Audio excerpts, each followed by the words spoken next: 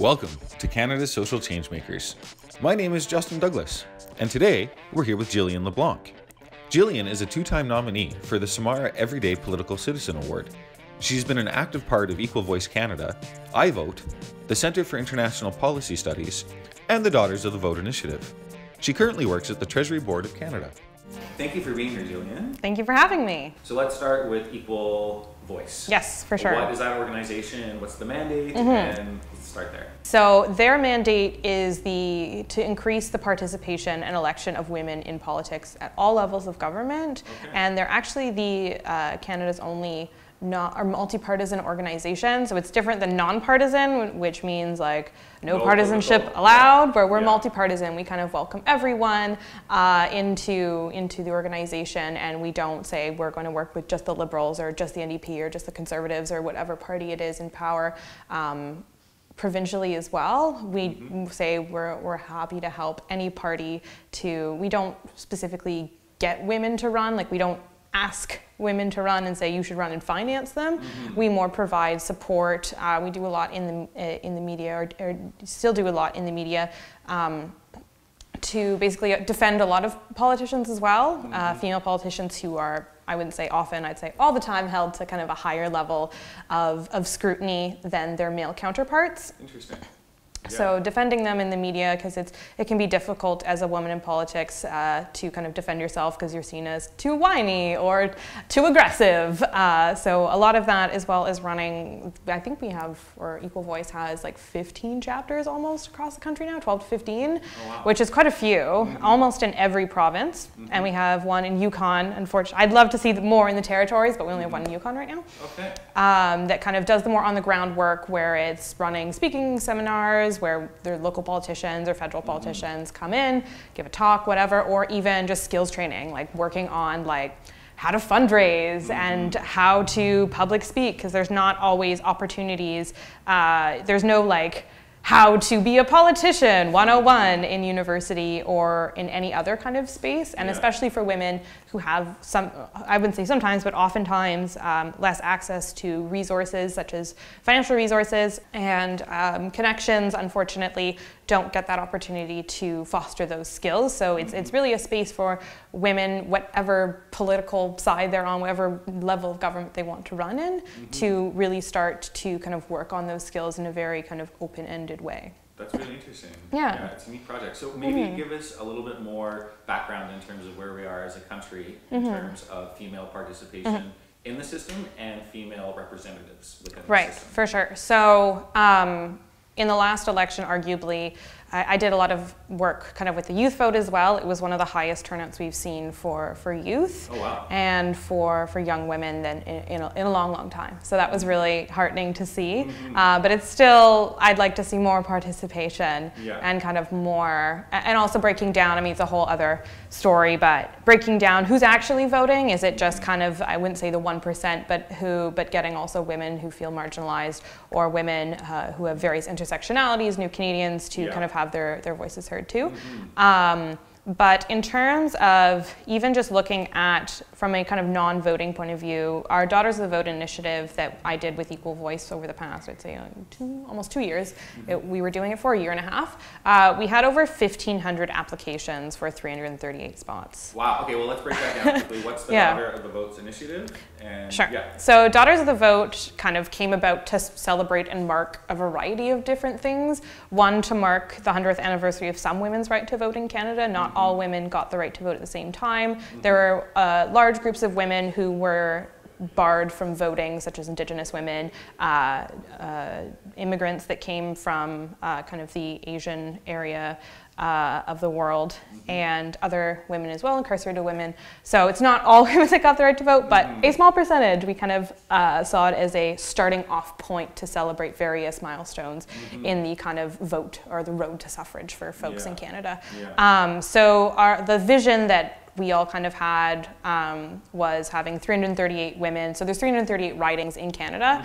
Having 338 women kind of sit in the House of Commons to mark kind of the 100th anniversary. Wow. And it was also to mark kind of Canada 150 and a variety of other milestones in the provinces as well. So really looking for people who were plugged into their community and who could kind of articulate, because we wanted them to really represent the riding that they were coming from, not just be a figurehead. So the caliber of women we got was exceptional. We had, I believe, 70 Indigenous Canadians, self-identified Indigenous Canadians, and I believe it was over 50%, I think it was 40% or 50%, around there, that we got of visible minority, self-identified visible minority Canadians as well. So when you looked at the group that we had, it looked a lot more like Canada than our current Parliament looks like. If you look in there right now, it's very white and it's very male. That's not what Canada looks like. Let's go back to that for a second, because that's for sure. Like more just than women participation or women participating in the democratic system and voting and all these different things. How do we do as a country right now in terms of female representation? So we are very low. There's something called the Interparliamentary Union, or intra, I don't remember which, parliamentary union that kind of ranks countries in terms of female participation, and we're really vastly behind a lot of countries. We're behind countries like Rwanda, we're behind countries, I believe, like Mexico. Really? Who, I mean, Canada likes to think we're this like progressive bastion of freedom, but unfortunately sometimes we have to kind of take a long, hard look in the mirror and see what's up. And I think now we're just at 27%, I believe, of, I believe since Rana Miss Ambrose left, I believe it's like 26 point something, but we're kind of floating depending on, there's so few women that if one leaves, it kind of moves it from 26 to 27 and back and forth. But there was a by-election recently, not too recently, I believe 4 months ago or so, and there was 4 women that got elected at the same time. But in the last election, it only moved up 1% from the previous election. So that wasn't just 1% every year, it's 1% every 4 years.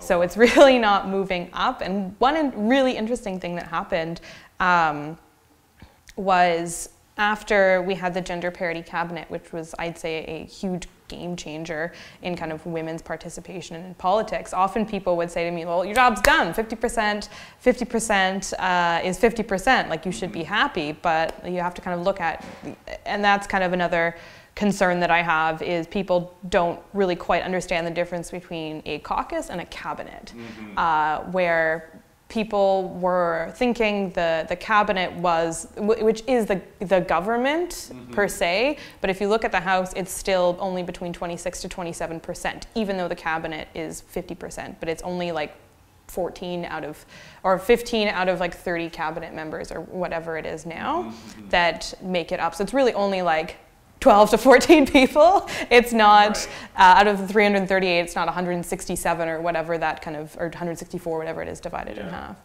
This might seem like an obvious question, but why is it important for women to be represented in the House? Well, there is data that does show that policies for women get better when there's more women at the table, which seems kind of like, duh, that's super logical. But and it can be said for the same for every minority, I don't know the word minority, but every underrepresented group as well, that when there's more of those folks at the table, they're advocating for their own issues. Like for instance, the first couple status of women ministers in Canada were men, which is so interesting, where it's I mean, you can empathize and you can, and that's something I often say to men is you can empathize, you can be champions for women. We're not trying to exclude you at all, but women are the best people to speak for themselves, right? And it also goes back to empowering people, and for every kind of underrepresented group, that group should speak for themselves. It shouldn't be someone else speaking for them. So I truly believe that women are the best advocates for women.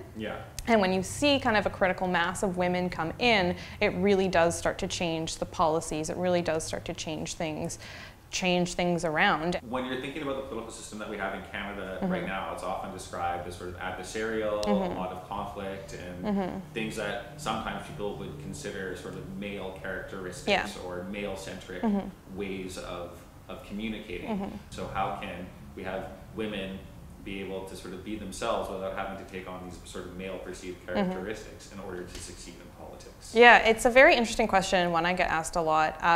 I personally don't think, I mean, it boils down to kind of like this idea of like toxic masculinity and what is masculine and what is feminine traits.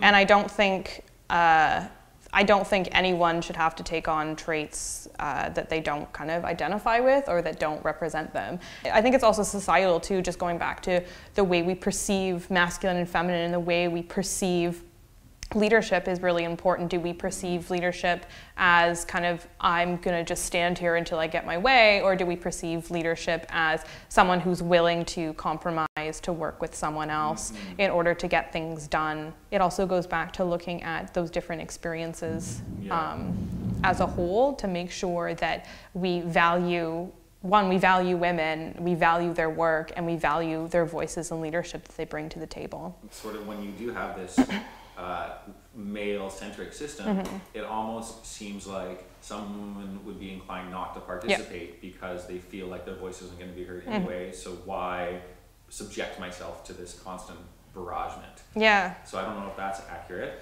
but the other thing that comes to mind offhand is what sort of changes are necessary within our political system in order to engage not just women, but people across the board in Canada into the system. So, for example, proportional representation, something that was talked a lot about in the last election, or some sort of electoral reform, consensus-based politics as opposed to adversarial-based politics, more First Nations perspectives and inclusions in the system itself. So maybe you could just speak to that a little bit, ways to improve the system and strategies to get people more involved in the system. Even if I, non-partisanly, if I meet a woman who I find has good leadership skills or who just kind of, I think would be good in that space, like, I'll often say like, have you thought of running? Like you would do so great. And they're like, oh no, not me. Why would I want to subject myself to that? So that's something we hear from women.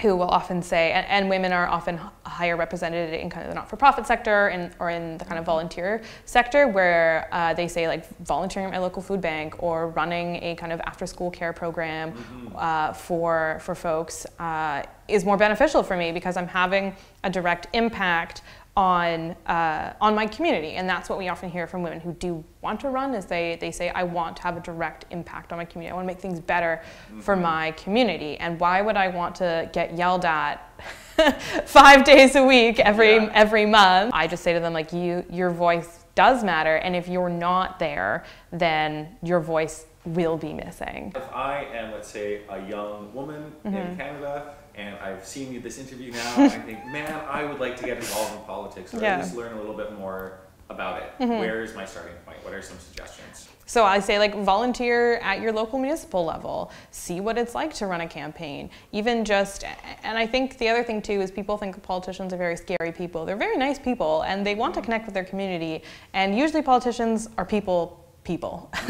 So even just calling them up, even if you don't necessarily agree with your local MP's position on something or their party, or even if you do, just call them up and say like, hey, I'd like to talk about what you do. I'm interested. And kind of it's a funny thing that I often tell people is they have to listen to you. They kind of have to call you back. If you're a constituent, they can't really be like, I don't have time for you. You can kind of pull that. I pull that card all the time. You kind of have to pull that card and say like, as a constituent, I'd like to know more. Or even just if have a local, or not even local, but just someone nationally you find really interesting. Like, I'm a big advocate of follow people on Twitter, see what they're talking about. So even if there's someone you find fascinating or interesting, just literally call their office, send them an email and be like, I'd just like to chat for 15 minutes about what you do. Like, how can I get involved? That sort of thing is really interesting too.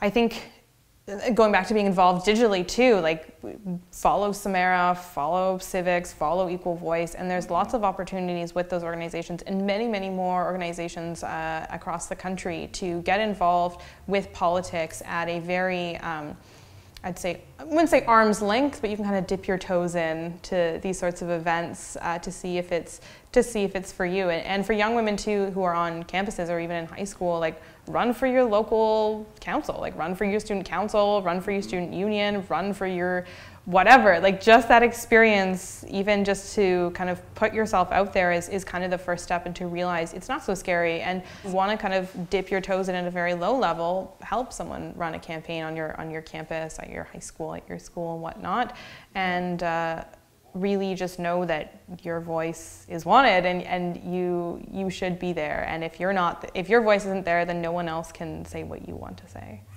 Well, thank you, Jillian. Thank you.